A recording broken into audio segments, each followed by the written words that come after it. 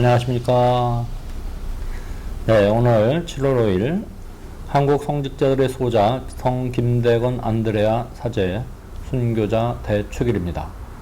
오늘 복음은 마태복음 10장 17절에서 22절의 말씀입니다. 사람들을 조심하여라. 그들이 너희를 의회에 넘기고 회당에서 채찍질할 것이다. 또 너희는 나 때문에 총독들과 임금들 앞에 끌려가 그들과 다른 민족들에게 증언할 것이다. 사람들이 너희를 넘길 때 어떻게 말할까 무엇을 말할까 걱정하지 마라. 너희가 무엇을 말해야 할지 그때 너희에게 일러주실 것이다. 사실 말하는 이는 너희가 아니라 너희 안에서 말씀하시는 아버지의 영이시다. 형제가 형제를 넘겨 죽게 하고 아버지가 자식을 그렇게 하며 자식들도 부모를 거슬러 일어나 죽게 할 것이다. 그리고 너희는 내 이름 때문에 모든 사람에게 미움을 받을 것이다. 그러나 끝까지 견디는 이는 구원을 받을 것이다. 주님의 말씀입니다. 네, 오늘 이 복음 말씀을 보면 이 제목이 박해를 각오하라입니다. 요 복음의 앞귀절을 보면 예수님께서 12제자를 뽑으시고 12제자를 파견하시면서 말씀하시는 중에 이런 일들이 닥칠 것이니 조심해라, 이런 박해가 올 것이니 각오해라, 이렇게 말씀을 하시는 겁니다. 요 문단 앞쪽의 복음을 보면 예수님께서는 제자들에게 파견하시면서 무엇을 해라 뭐 이런 거, 또 아주 구체적인 행동 양식으로는 전대 금도운도 구리돈도 지니지 마라. 여행 보따리도 여벌 옷도 신발도 지팡이도 지니지 마라. 이런 말씀을 하십니다. 그러니까 한마디로 예수님의 그 사도로서, 그러니까 예수님의 제자로서 임무를 수행하는 데 있어서의 행동 양식은 청빈한 생활, 자발적인 가난의 그런 청빈한 생활로 임무를 수행해야 한다는 것이죠. 네, 이것은 사실 동서고금을 막론하고 어떤 중요한 특별히 이런 공공의 선을 위해서 일을 하는 사람들, 이분들의 가장 중요한 기본적인 덕목이라고 생각합니다. 청빈하게 살아야 되는 것. 또 요즘 우리 어저께 뉴스에도 나왔죠.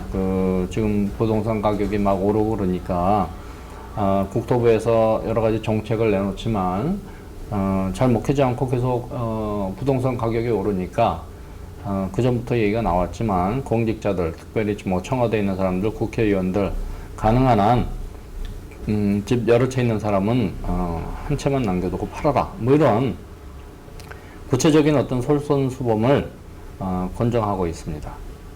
예, 왜 그럴까요? 예, 그분들도 공직을 수행하는 사람들로서 자발적인 가난을 실천하고 청빈한 생활을 해야 된다라는 것입니다. 공직에 있는 사람 치고 막 재산을 너무 많이 모으고 뭐 이런 사람들은 비난을 듣게 마련이죠. 예, 우리 옛날에도 무슨 그 대상이 되려면 항상 청빈한 사람들, 이런 분들이 진정으로 국민을 위하고 백성들을 위하는 그런 공직, 공공의 선, 공동의 선을 위해서 일을 할 수 있다. 그게 기본 자세다라는 것이죠. 어쨌든 그런 행동 양식으로 살아가는데 그렇게 살면 박해가 올 것이다. 그래서 이 박해를 각오하라는 것이죠. 오늘 이 김대건 안드레아 사제 순교자 대축일을 맞이해서도 마찬가지죠. 이 성직자들의 수호자 김대건 안드레아 사제도 서품을 받고 1년 만에 돌아가셨어요. 순교자로서 돌아가셨죠. 예. 순교자가 뭡니까? 순교자는 자신이 믿는 어떤 진리를 위해서, 믿음의 진리를 위해서 목숨을 내놓은 사람들이 순교자죠. 예. 오늘날에는 종교 때문에 우리나라 안에서 무슨 박해를 받거나 피해 순교를 하는 그런 상황은 아닙니다. 종교의 자유가 있는 나라 안에서 종교 때문에 피해 순교를 하는 그런 상황은 아니지만, 그렇기 때문에 땀에 순교를 해야 된다, 뭐 이런 표현을 쓰죠. 피 대신에 땀을 열심히 흘려서 그런 순교자적인 정신을 본받고 그런 땀의 순교자가 되어야 된다라는 것이죠. 이 땀의 순교를 한다고 했을 때 오늘날 그럼 어떤 종류의 땀의 순교가 있을까라는 건데 예를 들면 예수님이 가르치심을 믿고 따르는 데 있어서 그것을 행하는 데 있어서 이런 많은 박해가 올 것이다. 이런 이제 말씀을 해주시는 건데 실제로 오늘날에도 이런 피해 순교는 없을지라도 우리나라 안에서는 정말 땀의 순교 또 어쩌면 여러 가지 면에서 순교자적인 정신으로 살아가야 되는 그런 상황이 많습니다. 사실 한번 보십시오. 제가 이 앞에 이렇게 늘어놓은 것들 이것은 일본군 위안부 문제, 가운데는 원자력 발전소 문제, 또 이쪽은 여러 그 언론의 문제, 이런 사회적인 이슈에 대해서 또 이런 이슈들은 하루아침에 해결될 문제가 아니죠.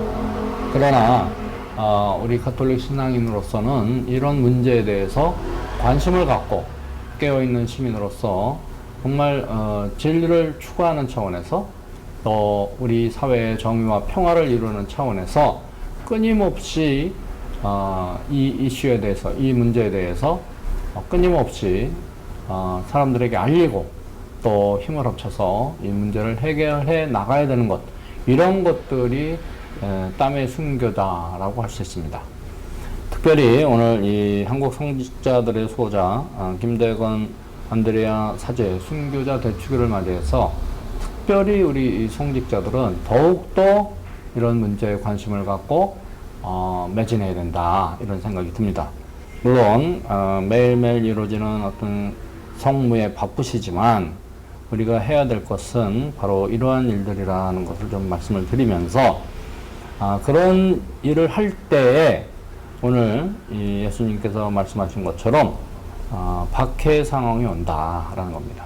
예를 들면 우리나라 최초의 여성 총리인 한명숙 총리를 공장을 통해서 무고하여 형을 2년 동안 징역을 살게 하고 벌금을 몇 억씩 물어나게 하고 아무런 그런 죄도 없는데 뇌물을 받았다고 그런 모험을 해서 그런 불이익을 당하게 하는 일, 이럴 때도 사실 정말 목에 칼이 들어와도 바른 증언을 해야 됨에도 불구하고 그 뇌물을 준 사람은 처음에 검찰의 강요에 못 이겨서 거짓 증언을 해서 한명숙 총리를 징역 살게 하고 벌금을 물게 했습니다. 그것이 지금 잘못됐다고 해서 재수사를 하고 그런 진실을 밝혀야 된다, 이런 뉴스들이 지금 많이 나오고 있죠. 그랬을 때 우리 신앙인들은 정말 목이 칼이 들어와도 올바른 이야기를 해야 되는데 너무나도 그 엄청난 위협을 가하고 특별히 뭐 가족들까지 위협을 하면 사실 많은 사람들이 거짓 증언을 할 수밖에 없는 그런 상황에 내몰리기도 합니다. 그랬을 때 무엇을 말할지 걱정하지 마라. 네 안에 계신 아버지의 영께서 다 알려주시고 말씀하실 것이다. 우리는 어떤 상황에 처하더라도 이런 진앙의 힘으로 아무 두려움 없이 바른 말씀, 진실만을 이야기해야 된다라는 것이죠. 자, 그리고 이 뒷부분 보면 그리고 너희는 내 이름 때문에 모든 사람에게 미움을 받을 것이다. 분명합니다. 예, 올바른 일을 할 때 이 사회는 사실 불완전한 인간이 만든 이 사회는 이 사회 자체도 불완전하기 때문에 그 안에는 많은 죄들이 있습니다. 그 죄 안에서 정말 죄 안 짓고 올바르게 진실되게 살아가려고 하면 다 죄 지은 사람들이 야 너만 뭐 깨끗해? 하면서 공격이 들어오고 여러 가지 딴지를 겁니다. 사실 지난번에 몇 주 전에 제가 이 코로나19 시대 이후에는 뉴 노멀의 시대를 맞이해서 새로운 기준으로 살아야 되고 또 그것 중에 우리가 아주 직접적으로 구체적으로 쉽게 실천할 수 있는 것, 제가 채식주의자가 돼야 된다 이렇게 말씀을 드렸는데, 이거 작은 일이에요 사실은. 또 내가 개인적으로 실천할 수 있는 일이고, 물론 뭐 구체적으로 들어가면 뭐 그렇게 쉽진 않습니다. 그럼에도 불구하고 내가 개인적으로 실천할 수 있는 것, 그리고 또 내가 이렇게 채식주의자가 돼서 내 건강도 유지하고 또 지구를 살려야 되겠다. 그때도 제가 말씀드렸죠.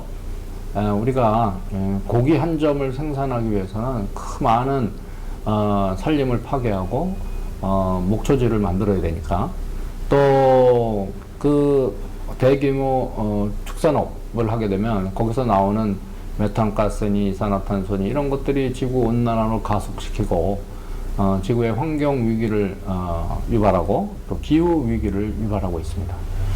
그래서 우리가 그러한 작은 일이지만 하나하나 실천해 나가는 것도 예수님을 따르는 길인데, 실제적으로 이런 것들을 이제 주변에 한번 이제 여러분들이 결심을 하고, 이렇게 하면 이런 것들을 먹으면 과일, 채소, 통곡물을 먹으면 건강해질 수 있다. 개인적인 건강을 위해서도 굉장히 중요한 일이다. 라고 이야기를 해도 많은 사람들은 사실은 귀 밖으로 듣습니다. 자기 건강을 위해서 이렇게 먹어라 해도 사람들이 이 진실을 곧이곧대로 믿으려고 하지 않고 자기가 좋아하는 것, 자기 입맛에 맞는 것을 먹으려고 하지.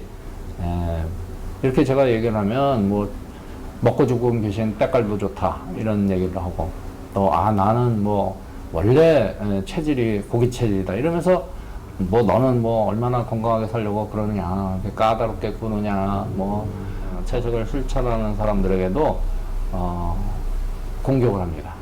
얼마나 오래 살려고 그렇게 뭐 건강에 관심을 두고 뭐 그렇게 그런 거 뭐 골라 먹느냐, 까다롭게 그러느냐, 뭐 이런 식의 박해가 올 수 있습니다.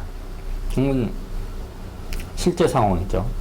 자, 그럼에도 불구하고 우리는 정말 예수님께서 파견하면서 제자들에게 말씀하셨듯이 진정으로 자발적 가난을 실천하면서 건강하게 기쁘게 이런 여러 가지 이슈에 대해서 관심을 갖고, 특별히 올 여름도 이렇게 더워지는데 기후 위기에 대한 그런 경각심도 좀 가지면서 환경에 대해서, 기후에 대해서, 또 우리 사회에서 일어나는 여러 가지 그런 이슈에 대해서 좀 더 관심을 갖고 신앙인으로서 일상 안에서 구체적으로 실천할 수 있는 것들을 찾아보는 것이 중요하다고 생각합니다.